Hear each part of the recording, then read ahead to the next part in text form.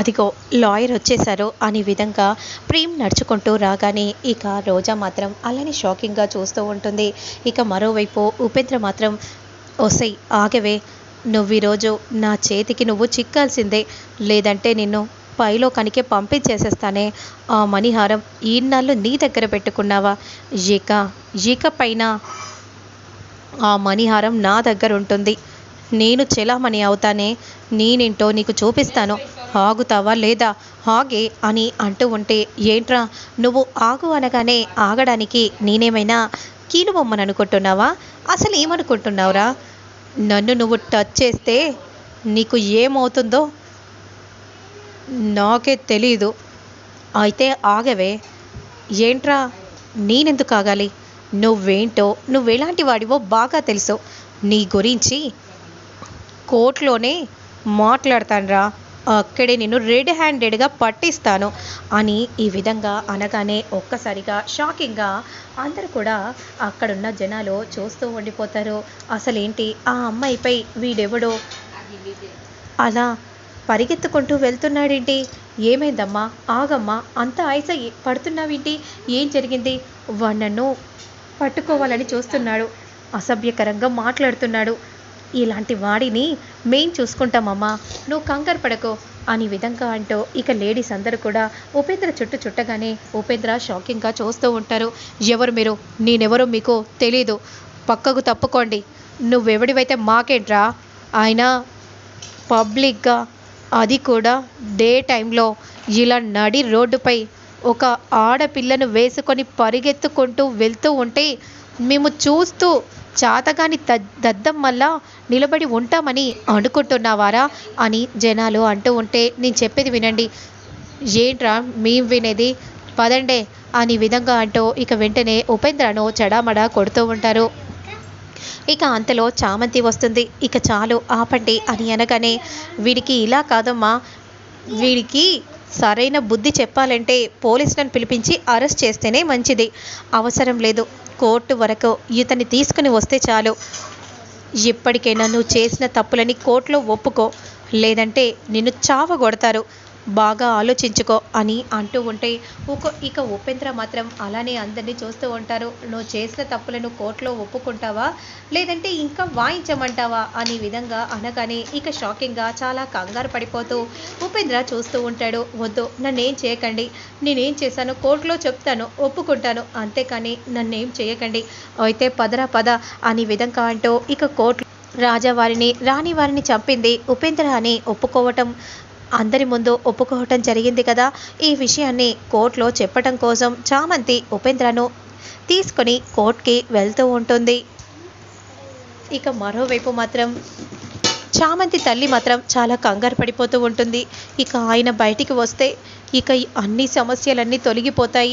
ఇన్నాళ్ళు మాకు దూరంగా ఉండి కష్టపడింది చాలు, ఇక ఆయన్ని మేము కంటికి రెప్పలా చూసుకుంటాము. భగవంతుడా, ఇక నువ్వే చూడు, నా కుటుంబం మేమంతా ఒకటిగా ఉండాలి. అంతకు ముందు గతంలో ఎలా ఉన్నామో ఇప్పుడు కూడా అలాగే ఉండాలి. నువ్వు మా ఇందు ఉంచు తల్లి అని విధంగా అంటూ దేవుడికి ప్రార్థిస్తూ ఉంటుంది చామంతి తల్లి. అప్పుడు ప్రేమ్ లాయర్ ఇలా మాట్లాడుతూ ఉంటారు. అసలు రామచంద్రయ్య గారు ఎలాంటి తప్పు చెయ్యలేదు అనడానికి నా దగ్గర ఆధారాలు ఉన్నాయి. నీ దగ్గర ఆధారాలంటే ఏ ఆధారాలు ఉన్నాయి? ఆధారాలు చూపించాలి, మాటలతో చెప్పటం కాదు అని ఇన్వినిటీ లాయర్ అనగానే, నా దగ్గర ఆధారాలు కాదు, మీరందరూ కూడా రామచంద్రయ్య గారు ఎలాంటి తప్పు చేయలేదని అనడానికి రోజా గారిని ప్రవేశపెట్టాల్సిందిగా కోర్టు వారిని సవినయంగా కోరుచున్నాను మై లార్డ్ అనే విధంగా ప్రేమ్ అనగానే, అప్పుడు వెంటనే రోజా రోజా అనే విధంగా అనగానే అదే సమయానికి రోజా నడుచుకుంటూ వస్తూ ఉంటుంది. ఇక బోన్లోకి వచ్చి నిలబడగానే చామంతి చాలా సంతోషపడిపోతూ ఉంటుంది. ఇక రోజా, మా అక్క చెప్పగానే మా నాన్న ఎలాంటి తప్పు చేయలేదని ఈ లోకానికి తెలుస్తుంది. ఇక అప్పుడు కంగారు పడాల్సిన అవసరం లేదు, మా నాన్న క్షేమంగా బయటికి వస్తారు అనే విధంగా చామంతి అనుకుంటూ చాలా సంతోషంగా చూస్తూ ఉంటుంది. ఇక అప్పుడే, చెప్పమ్మా, అసలు ఏం జరిగింది?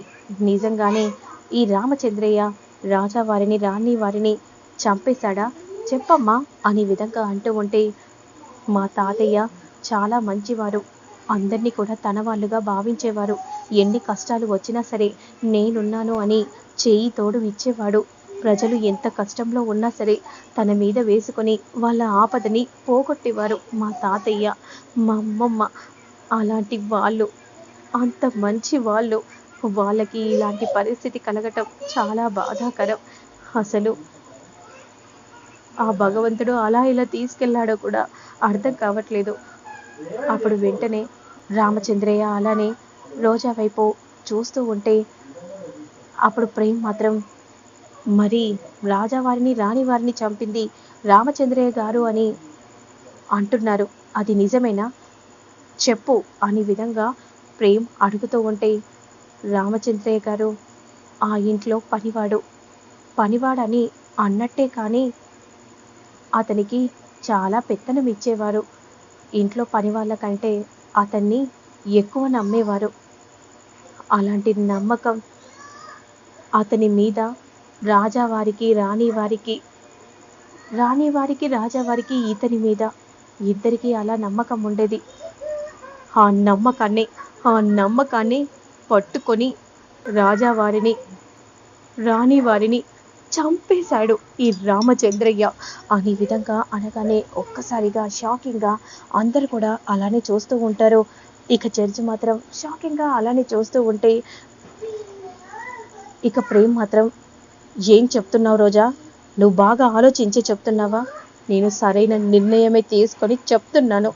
అసలు వాళ్ళిద్దరి చావుకు కారణం ఈ రామచంద్రయ్యే ఆ ఇంట్లో పనివాడిగా లేకపోయి ఉంటే ఈరోజు ఇప్పుడు బ్రతికుండేవారు, ప్రజలకు ఎన్నో సేవలు చేసుండేవారు. దీనంతటికీ కారణం ఈ రామచంద్రయ్య బయటికి రావడానికి వీల్లేదు.